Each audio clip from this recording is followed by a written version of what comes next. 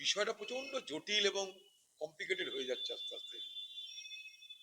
একটা সাধারণ প্রক্রিয়াকে কি করে অসাধারণ করা যায় তার চূড়ান্ত প্রমাণ দিলেও নির্বাচন কমিশন এবং পশ্চিমবঙ্গের তৃণমূলের সরকার।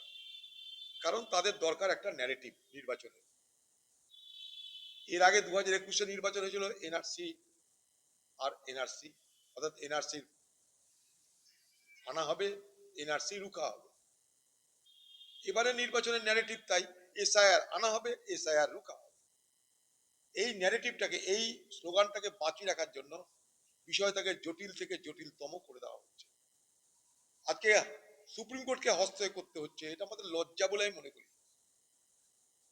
হাইকোর্টের বিচারকদেরকে নির্দেশ দিতে হচ্ছে, এটা আমি লজ্জাস্কর বলে মনে করি। একটা পশ্চিমবঙ্গের প্রশাসন আর দিল্লির নির্বাচন কমিশন, তাদের ক্ষমতা হলো না যে একে অপরের সঙ্গে সহযোগিতা করে যাতে মানুষের অসুবিধা না হয়, যাতে মানুষ হয়রানির শিকার না হয়, তার ব্যবস্থা করতে। এর থেকে লজ্জার দুর্ভাগ্যের কিছু নাই। তাই তো আমরা প্রথম দিন থেকেই এই ধরনের এসআইআর এর বিরোধিতা করেছি রাহুল গান্ধী নেতৃত্বে, আপনারা সবাই জানেন। আর এই পশ্চিমবঙ্গ সরকারের দ্বিচারিতা এটাও দেখছেন। আগেও বলেছি, আজও বলছি, পশ্চিমবঙ্গ সরকারের প্রশাসনের সমস্ত কর্তা ব্যক্তিরা দিদির কথায় ওঠে, দিদির কথায় বসে। তারা সহযোগিতার বদলে বিষয়টাকে আরো বেশি জটিল করতে চাইছে।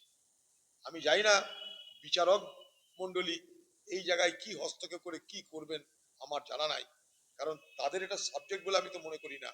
তবুও তাদেরকে তো সব সাবজেক্টে পারদর্শী হতে হয়, কারণ তারাই আমাদের বিচারক, তাদেরকে মানুষ ভরসা করে।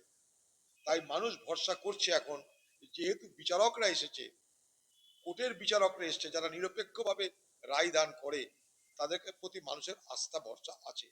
তাই বিচারকদের প্রতি এই আস্থা ভরসা নিয়েই অনেক মানুষ, হাজার হাজার মানুষ, তারা আজকে অপেক্ষা।